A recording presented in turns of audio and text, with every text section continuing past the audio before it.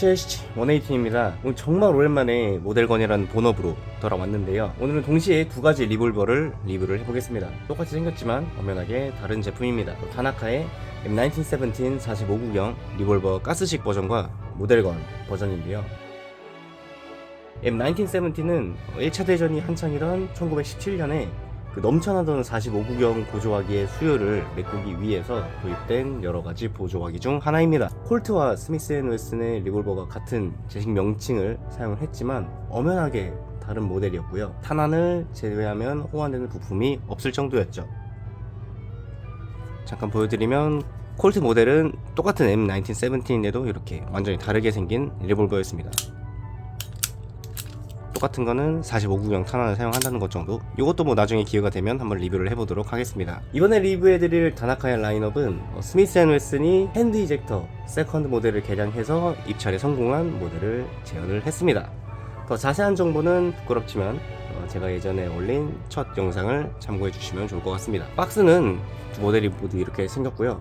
두 박스 모두 크게 차이는 없고 모델건이냐 아니면 가스식이냐 하는 정도의 차이점만 적혀 있습니다. 가스식 먼저 살펴보면 스미스앤웨슨 M-Frame 시리즈 모델 1917 핸드 이젝터 세컨드 모델, 이게 민수용 핸드 이젝터 세컨드 모델을 개량을 해서 재현했던 뜻이고요. 5 스크루가 적혀 있는데 5 스크루는 프레임에 판을 고정하는 나사가 5개가 있다고 해서 붙여진 별명입니다. 캐리버 45 US 밀리터리 5.5인치 헤비웨이트 모델이라고 적혀 있는데, 일본산 권총들은 잘 아시다시피 일본 내 법률 때문에 핸드건들 사이즈에서는 메탈 재질을 사용할 수가 없어요. 정확히는 실총과 같은 재질을 사용할 수 없는 걸로 제가 알고 있기는 한데, 뭐 틀린 정보면 댓글로 알려주시면 정말 감사하겠습니다. 금속 분말과 플라스틱을 함께 섞은 이 헤비웨이트라는 재질을 새로 개발을 해서 이런 식으로 실총과 같은 재질을 사용할 수 없는 제품들을 제조를 할 때 그 재질들을 적용을 해서 이제 제조를 하고 있는데, 호불호가 굉장히 많이 갈리죠. 플라스틱인데도 불구하고 밀도가 높아서 무게가 당연히 많이 나가다 보니까 좋아하시는 분도 계시는 반면, 금속의 단점과 플라스틱의 단점을 모두 합친 쓰레기 재질이라고 평하시는 분들도 굉장히 많으세요. 그리고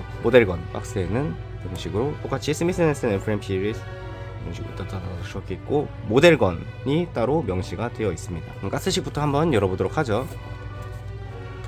가스를 열어보면 이런 식으로 매뉴얼이 들어가 있고, 매뉴얼은 이렇게 1917 전용으로 제조를 또 해줬습니다. 1917도 여러 바리에이션들이 있어요. 그래서 따로 해준 것 같습니다. 1917에만 따로 적용되는 파츠가 있기에 이렇게 따로 파츠 리스트를 해놨고요. 다 열어보면 이렇게 본체가 들어있죠. 본체가 들어있고, 전용 BB 로더와 이 황동봉은 가스를 넣을 때 사용하는 어댑터입니다.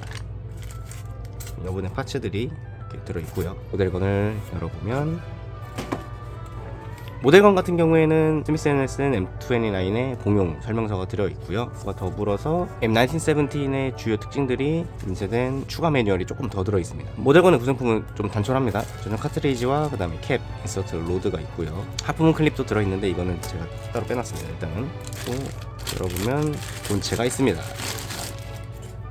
이런 식으로 본체가 있죠. 기름이 좀 많이 묻어있는데 아무튼 이렇게 구성되어 있습니다. 두 제품의 차이점을 좀 설명을 먼저 드리면, 가스식 모델은 말 그대로 가스를 충전을 해서 비비탄을 격발할 수 있는 모델이고, 모델건은 전용 화약 카트리지를 사용해서 발화를 즐길 수 있는 약간 프롭건 같은 느낌이에요. 한국에선 법률상 카트리지가 불법이기 때문에 이렇게 실총과 최대한 비슷하게 만들어져 있다는 그런 감성만 즐길 수 있는 모델이 되겠습니다. 제약이 좀 크기는 해도 나름 모델건이 취미층이 탄탄합니다. 본론으로 들어와서 외형들을 먼저 살펴보면, 말씀드렸듯이 두 모델 모두 헤비웨이트 재질이고요. 뭐 플라스틱에다 금속분을 섞었다고 하는데 크게 티는 안 나죠. 그래서 저는 헤비웨이트 재질 뭐 크게 상관없습니다.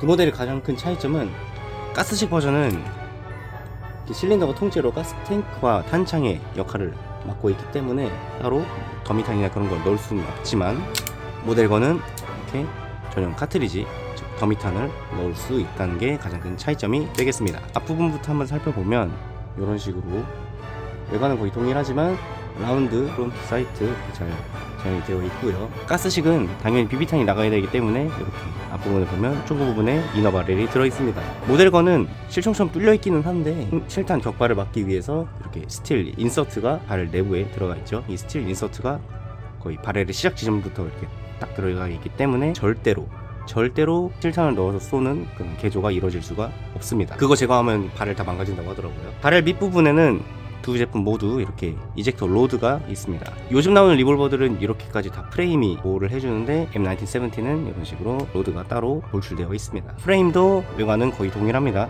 보시면 리어 사이트는 보시다시피 이렇게 프레임 내부에 묻혀있는 방식이고요. 보시면 아시겠지만 이게 굉장히 얕고 좁아서 신속하게 조준하기가 좀 어려워요. 조준하면 이런 모습이고요. 자, 실린더를 한번 살펴보면 먼저 가스식부터 살펴볼게요. 실린더는 오프너를 앞으로 밀어주면 실린더가 열리는 방식입니다. 돌리다 보면 앞쪽에는 탄을 장전할 수 있는 탄 삽입구가 보이시죠? 여기 요 구멍입니다. 그리고 뒷부분에는 더미탄 뒷부분 모양과 가스가 적혀있는 삽입구 하나가 보이게 되는데 이런 식으로 얘도 돌리다 보면 이렇게 가스 주입구가 하나 보이는 것을 알 수 있습니다. 여기에다가 가스를 넣게 되는데 가스캔이 얕기 때문에 여기 바로는 가스가 안 들어가요. 그래서 동봉되었던 이 황동 인서트를 사용해서 가스를 주입하게 되는 거죠. 당연히 많이 셉니다. 이젝터 로드는 뭐 더미답게 작동 안 되는 더미고요.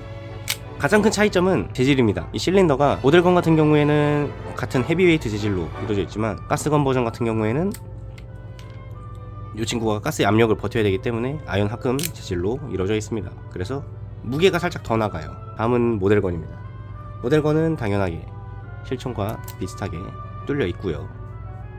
더미탄도 이쪽에 삽입이 가능합니다. 당연히 이젝터 로드도 이렇게 작동이 되고요. 다만 이 이젝터 로드가 아연 합금 재질이라서 굉장히 잘 부러지더라고요. 이게 연식이 오래되면 아연 합금을 삭을 수밖에 없기 때문에.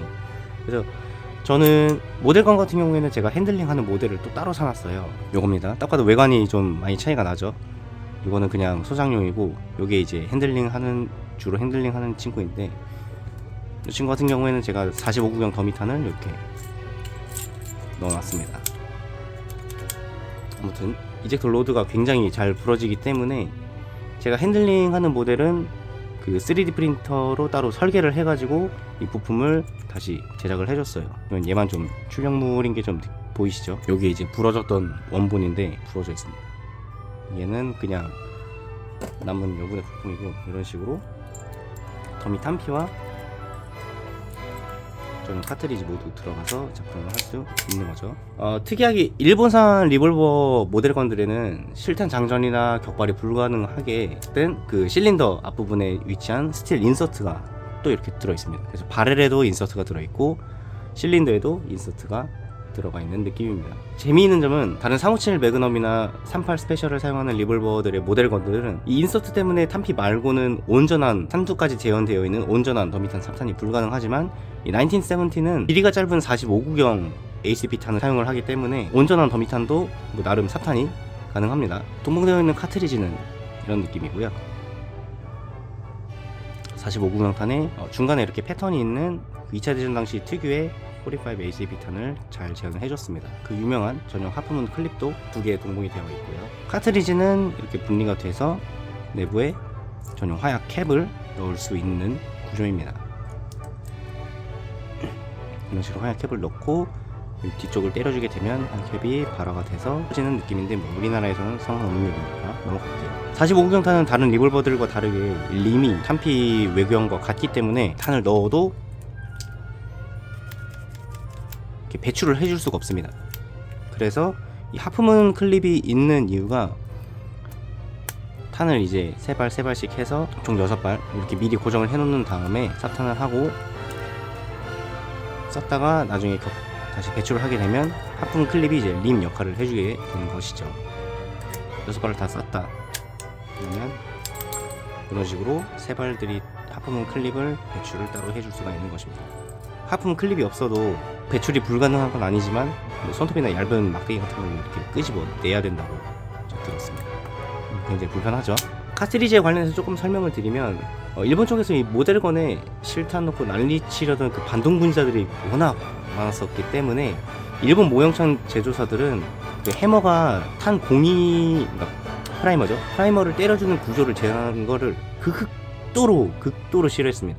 거의 혐오하는 수준으로 철저하게 구조를 변경을 해서 제작을 하기 때문에 실탄을 어거지로 넣어도 격발은 절대로 불가능합니다. 애초에 모델건도 화약 카트리지를 해머가 때려주는 게 아니라 탄피 속에 숨겨진 가이드 로드가 캡을 때려주는 느낌이에요. 그 캡도 실물 프라이머랑은 완전 판이하게 다르게 생겼고요.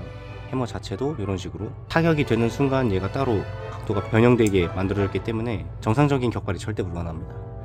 아무튼 어떻게 해서 실탄을 격발할 수 있게 만들어도 쿠다스랑 거의 친구 먹는 재질인 헤비웨이트를 채용을 하고 있는 이 모델건 특성상 여러분들의 손이 먼저 터질 겁니다. 해머 쪽으로 한번 넘어가 보도록 하겠습니다. 해머 쪽으로 먼저 넘어가 보면